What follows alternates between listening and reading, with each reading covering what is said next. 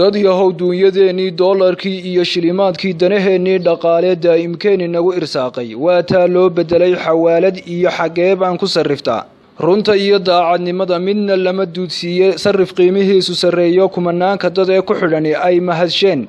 aan idinka tibaax bixiye waa sarriflaha isku bedelka lacagaha ee